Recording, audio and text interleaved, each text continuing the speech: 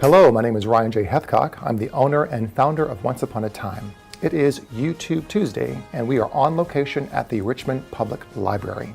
Today we are going to take a look back at the 92nd annual ASALH Luncheon, which took place last week at the Renaissance Hotel in Washington, D.C. This year's theme for ASALH is African Americans in Time of War. The luncheon featured many illustrious men and women of service who spoke to those in attendance.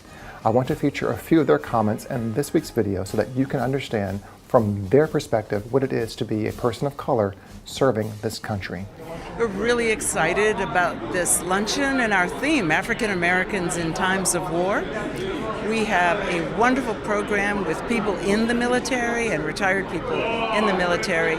We have, this is our way to honor our men and women in service.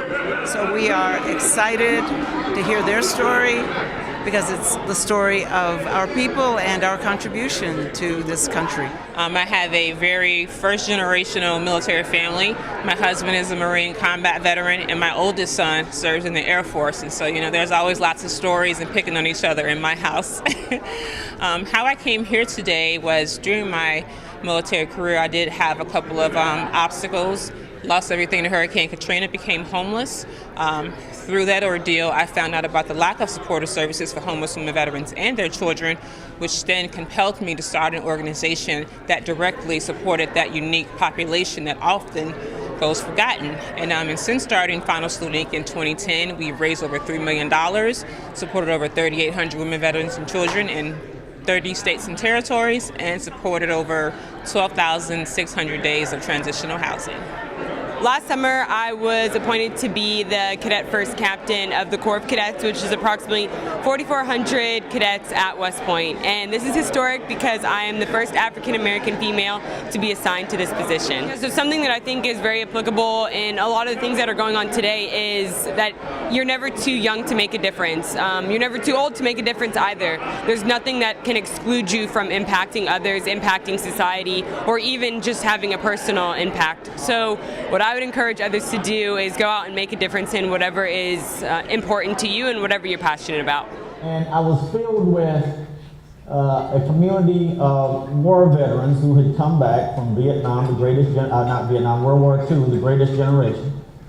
And I often listened to their stories. And they often told me that you can be better than you think you are. And the only choice I had was to either work in a furniture factory or go in the military. And I was a young man filled with hope and dreams.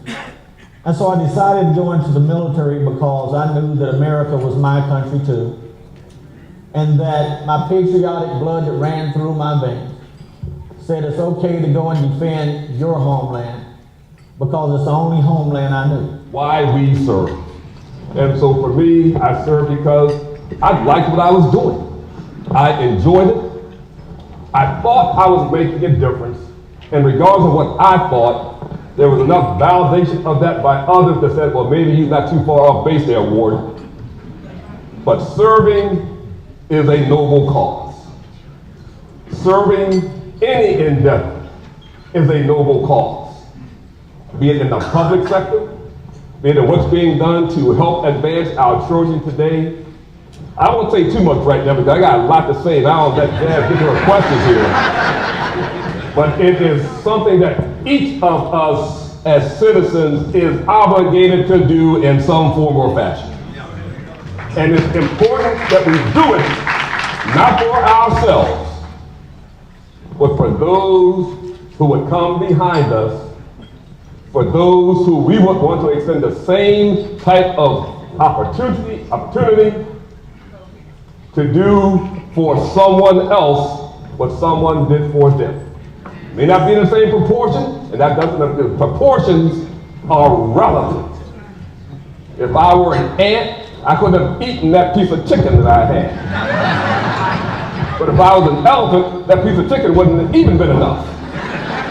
So proportions are relative, but in some way, causing someone else to be in a position to be better because of what you did. So why I serve? I serve because I love it. I served because my wife said it was okay to continue to serve. And because I felt that by my service, I was making a contribution to making our community, our nation, and indeed our global commons a bit better. My purpose in creating this channel and producing these videos is to underscore the value in oral history preservation through video documentation. We all have a part to play in leaving a legacy for those who come after us. Thank you so much for supporting the channel and for tuning in. I look forward to seeing you all again next week for another installment of YouTube Tuesday. Until then, take care, and I'll talk to you soon. Bye-bye.